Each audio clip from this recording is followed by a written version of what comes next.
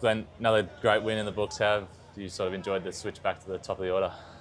Yeah, it's certainly good fun being up the top. I think it's always the middle order versus the openers. I think we always talk about as middle order how exciting it is to get up the top and have a bit of fun in the power play. And probably didn't get as many balls as I probably would have liked in the power play, but watching Josh Inglis go about his business at the other end, he's been in unbelievable form for us over the last 18 months to 2 years. And so it wasn't too disappointing watching him go about his business, and allowed me to get into the game once he was dismissed. So it's been great fun being up the top, but I'm sure it's just a warming Heady's seat until he comes back. Could you see a situation where you do play there, sort of, a few series coming up, obviously in preparation for the World Cup, and then could you see yourself sort of fulfilling that role, sort of pinch hitting from the middle order to opening and back again? Nah, probably not. I think the way we're probably going to set up our T20 side heading forward, you got Travis up the top, you've got Mitch Marsh who's captaining us brilliantly at the moment. Ingo's doing a great job at number 3, and the rest of the order sort of falls into place around that. And we've got some unbelievable power hitting at the moment. We've seen some guys really put their hand up. Tim David, Mitch Owen and Cameron Green throughout the middle there. 3 pretty big blokes with big reach, and they hit the ball absolutely miles. So it's great to have those guys with that extra bit of power in the middle order. It's not something we've had an abundance of over the years, and to have that at our disposal at the moment, it's pretty exciting. How have you found that sort of transition of the team? Obviously, Josh has been around for a while, but then you've got Greeny coming in, Mitch Owen coming in. You're one of the more experienced guys in this team, playing with sort of batting with those younger guys. How have you found that? It's been great fun.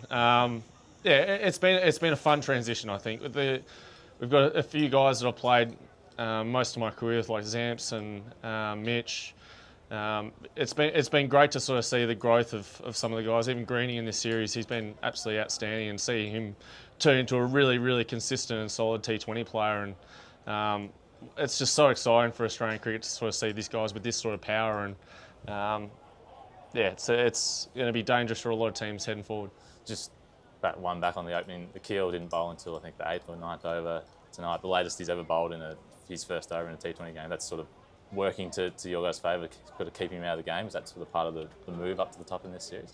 Yeah, I think it was part of our strategy to try and take on the spin up front. And unfortunately, I got run out last game before I got to face him, and this game got out to him. I think he's the first over I got a chance. So it has sort of worked in that way, sort of try and push them to bowl more pace in the power play and take that spin a bit later on. But it's been a nice shift up to the top, and hopefully one more game and can get a few more.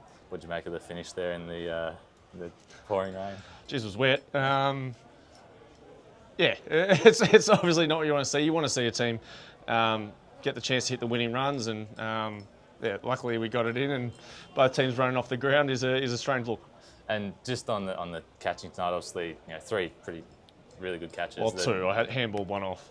Didn't get the credit, but I mean we've seen you do that so often, and we saw you sort of training at the start of the series doing that. Just make it look so easy. How do you do it? And talk us through, I guess, that one on the boundary down there. Yeah, as you've probably seen, I practice it a hell of a lot. It's something I pride myself on, making sure that I can create opportunities on the boundary line and feel like I'm spreading the boundary a little bit longer and making the batters hit it a little bit further. And I got a really good look at that one, read it pretty well, and Greeny was the perfect distance away. He didn't sort of come too close to me. He was able to almost flick it in front of him to sort of run onto, and he just made himself really available and made it an easy decision just to flick it over to him. But it would have been interesting what I would have tried to do if he wasn't there, if I had tried to throw it a bit higher, but having him there made great ground to get close to me. And I was sitting just above you, and I actually thought you were a bit wider than what you were, but you're pretty straight there. Is that just the dimensions of this ground and how short it is, and how they were targeting, I guess, the straight boundary? Yeah, I think both teams really tried to target straight as much as they possibly could. I think there's a little bit more room in the pockets where you can sort of get away with, but as soon as you target straight, you generally a pretty good chance to clear the rope. And we had Greeny pretty straight at long off, myself really close at mid-on, and even our deep mid-wicket, I think, was Xavier Bartlett. He was really straight as well. And it's just trying to force the batters to try and hit square, open up different gaps to their eye, and see if they want to take on a slightly bigger boundary. And but with the power on both sides, sometimes the boundary size hasn't really made too much of a difference. and the team's been on an incredible run over since the past 18 months. How big's that hunger to go 5-0 in the final game on Monday? Yeah, I think what this team's done really well is just take each game as it's come. It hasn't been thinking about anything too far forward. We've been able to turn up with the same attitude every game and try and win the game for Australia. And we've done a great job in playing each ball as it comes and staying pretty level in the moment. So hopefully we can do that one last time and go home 5-0. We'll go today. Obviously your best figures, your second game. Talk to us about getting Mitchell Marsh as your very first international with only your second ball.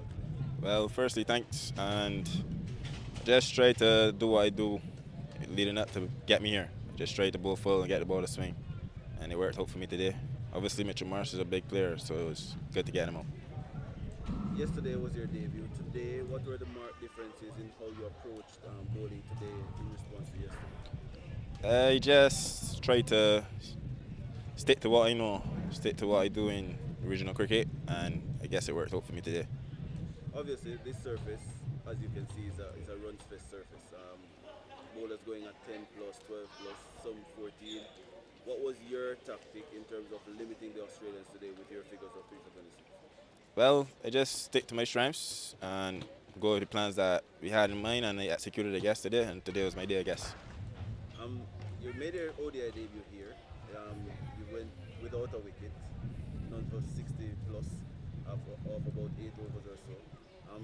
Coming back here to make your T20 debut, were there any nerves or any anxiety to say that this wasn't my best spot to start? Yeah, for sure. I just try to put it out of my mind and try to make this one better than the first one. Yeah, not the result that we wanted, but how you think the team can bounce back to close out the series with them? Well, we showed a lot of fight today. Big effort from everybody. Unfortunately, we didn't get over the line, but improving. Sorry. And just one more stat for you before I go. I'm not sure if you realize, but you're the youngest West Indian left arm pacer to take 3 wickets in a T20 international. How do you react to that? Well, I guess I'm happy. Jed, in terms of playing T20 international cricket, what are the challenges you've quickly learned about this form? Sometimes your best balls get hit for a boundary, so it's just about putting that behind you and resetting and going again. How do you prepare mentally coming up against some of the world's best? Well, I'm still trying to find my way, still trying to believe that I'm good enough to play at this level and slowly building up that confidence. So I guess, yeah. What's the support you receive from the senior guys? We see you talking to Jason Holder a lot and also Captain Sheho. Yeah, obviously those guys are the Beijing guys. Someone that always looks out for me as well, Alzari. He gives me a lot of advice. And then me and Matthew grew up together playing cricket all the time. So just lean on those guys that have been playing a lot longer than me. Well, both of them. Yeah, thank you.